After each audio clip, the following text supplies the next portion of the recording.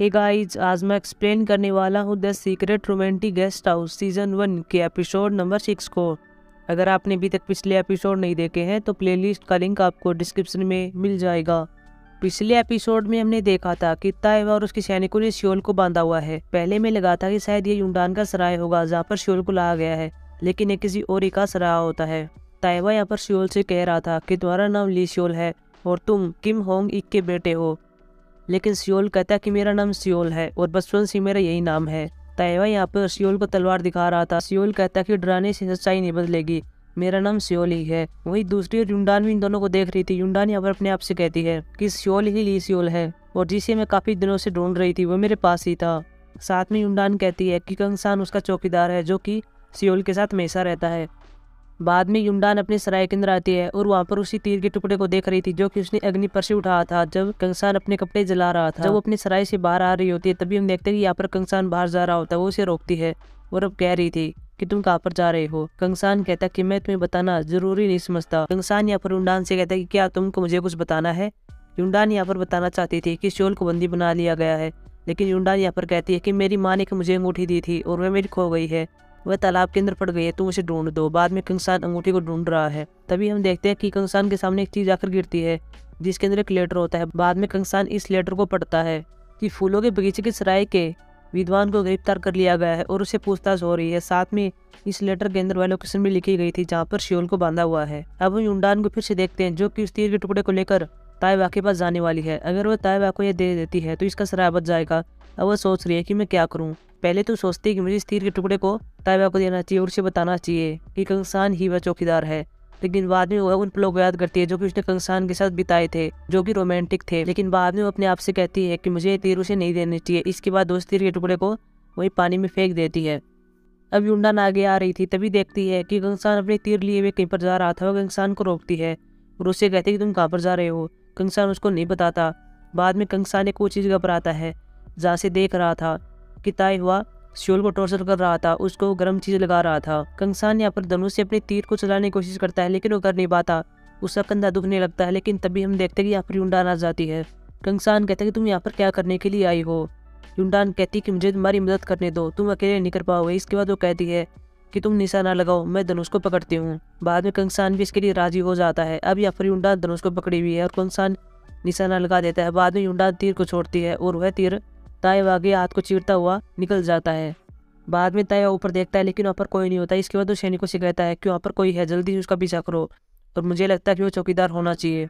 लेकिन तभी हम देखते हैं कि जब ऐसे ताइवा जाने वाला था तभी यहाँ पर सिनवोन आ जाता है और वो ताइवा पर चिल्ला रहा था कि तुम ये सब क्या कर रहे हो। ताइवा कहता है कि यह लड़का ली सियोल की तरह दिख रहा है, इसीलिए इसको पकड़ा हुआ है, हम इसे पूछताछ कर रहे थे। सिनवोन कहता है कि इसकी अनुमति तुमको किसने दी है कि तुम इससे पूछताछ कर सकते हो, तुम्हारी हिम्मत कैसी हुई। ताइवा यहाँ पर सिनवोन से क्षमा मांगता है। अब हमें यहाँ पर फ्लैशबैक सीन में दिखाया जाता है कि सिनवोन यहाँ पर क्यों आया है।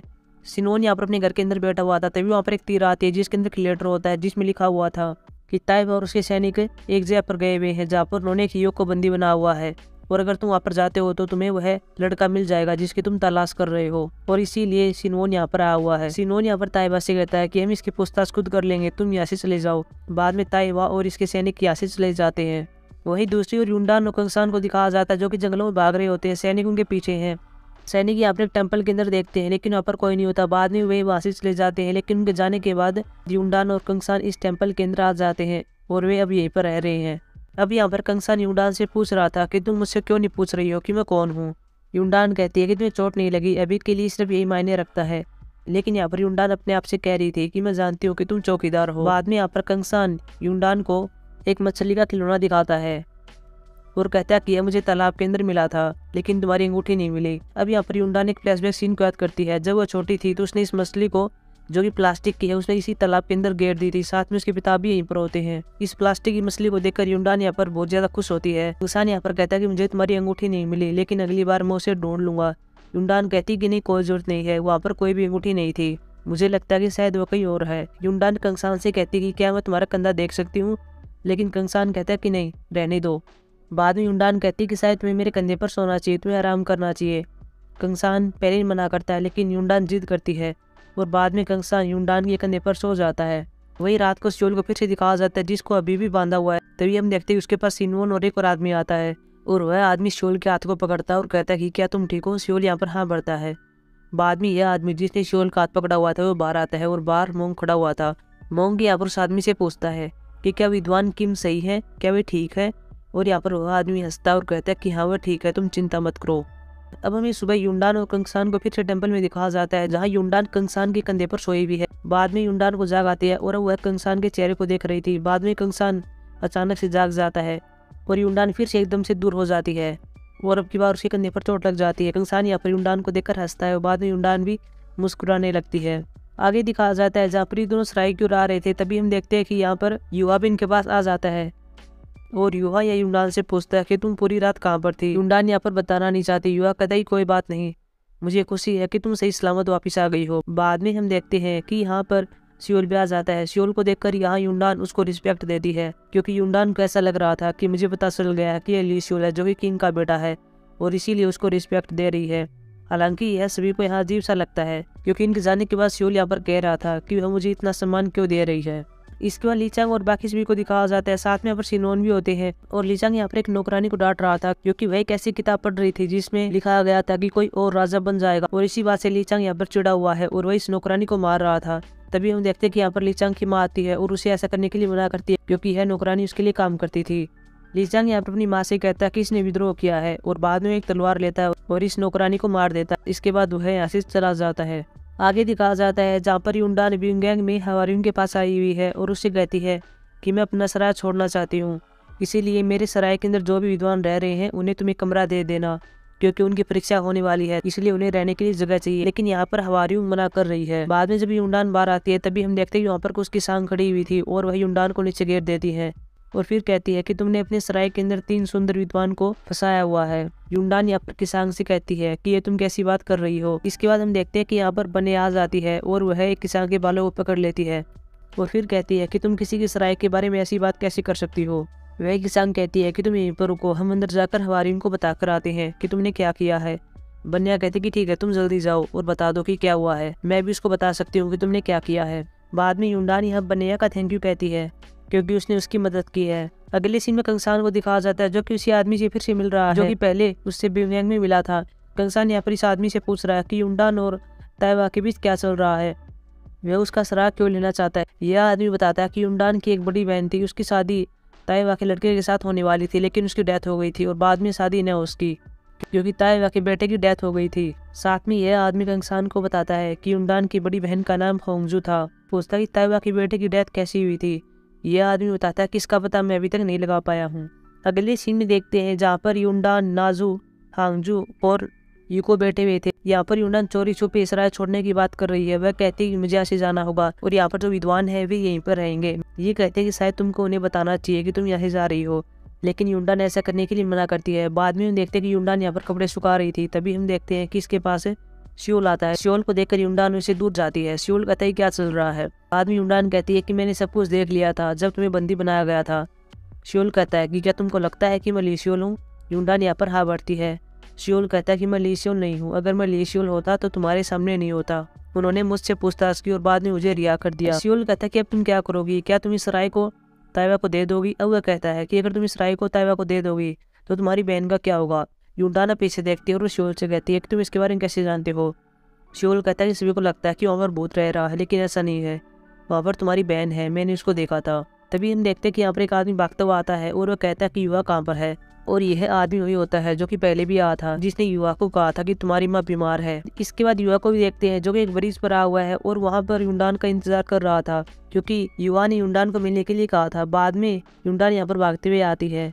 युवा के हाथ में यहाँ पर वही जूते होते हैं जो कि उसने युंडान के लिए खरीदे थे। वे जूते उसने अपने पीछे छुपाए हुए हैं। युंडान यहाँ पर युवा से कहती है कि तुम्हारी माँ बहुत बीमार है, तुम्हें उसके पास जाना चाहिए। बाद में युवा इन जूतों को वहीं पर छोड़ देता है और ये जूते नीचे पानी में गिर जाते हैं। इसके बाद युवा अपनी माँ के पास आता है। इसकी माँ यहाँ पर युवा से कहती है कि मुझे माफ कर देना, मैंने तुम्हारे साथ गलत बिहेवियर किया था। युवा यहाँ पर इसका असली बेटा नहीं होता। युवा की माँ यहाँ पर युवा से कहती है कि तुम्हारे पिता ने मुझे एक चीज दी थी जो कि तुम्हारे लिए थी और वो बहुत ही कीमती है। इसके बाद वो कपड़े में लपेटी हुई एक चीज उसे देती है और इसके बाद युवा की माँ की डेथ हो जाती है। युवा यहाँ पर रो रहा था, तभी हम देखते हैं यहाँ पर गिलजुन आता है और वह युवा को दूर कर देता है और अपनी माँ के पास आता है। युवा यहाँ पर गिलजुन से कहता है कि तुम मुझे अंतिम संस्कार में आने देना, लेकिन गिलजुन कहता है कि तुम यहाँ से चले जाओ। तुम मेरी माँ के अंतिम संस्कार में कभी भी नहीं आ सकते। बाद में युवा उस कीमती चीज को लेकर यहाँ से चला जाता है। इसके बाद युवा घर पर आता है जहाँ पर वो युंडान से मिलता है। वो युंडान को बताता है कि मेरी माँ की डेथ हो गई है।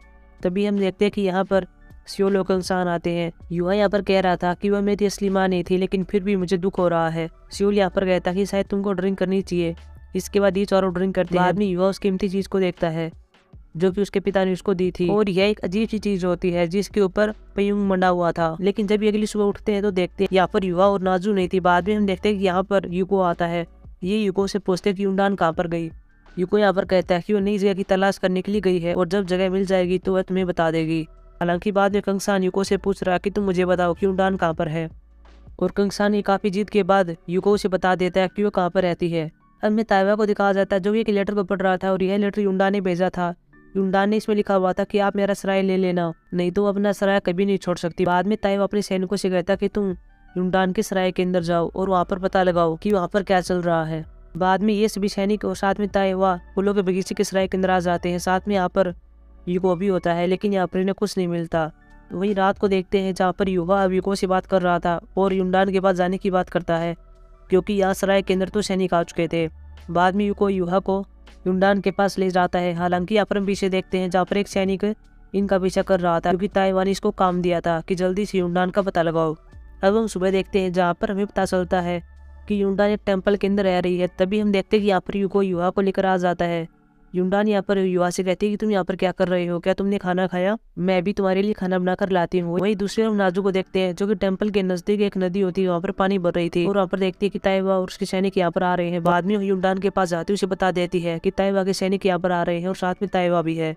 यहाँ पर हम अंदर देखते हैं जहाँ पर हांगजो भी साथ में होती है। यहाँ पर युंडान अपनी बहन से कहती है कि तुम यहीं पर रहना, मैं सब कुछ संभाल लूंगी। बाद में वह हांगजो को अंदर भेज देती है और साथ में ताला मार देती है। इसके बाद हम देखते हैं कि यहाँ पर ताइवा और उसके सैनिक आते हैं। साथ में यहाँ पर टेम्पल के पुजारी भी होते हैं। युंडान यहाँ पर ताइवा के पास आती है। साथ में यहाँ पर यूहा और यूको भी थे। सैनिक यहाँ पर युंडान की ओर बढ़ते हैं, लेकिन तभी हम देखते हैं कि यहाँ पर यूहा और यूको उसकी मदद करने के लिए आते हैं, लेकिन सैनिक उनको पकड़ लेते हैं। अब यहाँ पर ताइवा युंडान के पास आता है और अपनी तलवार उसके ऊपर लगा लेता है। युंडान अब कहती है कि मैंने तुमको श्राप दे दिया था, अब तुम यहाँ पर क्या कर रहे हो? ताइवा कहता है कि मुझे पता है कि तुमको लीशोल मिल गया है, मुझे बताओ कि वो कहाँ पर है और कौन है, नहीं तो मैं तुम्हें मार दूंगा।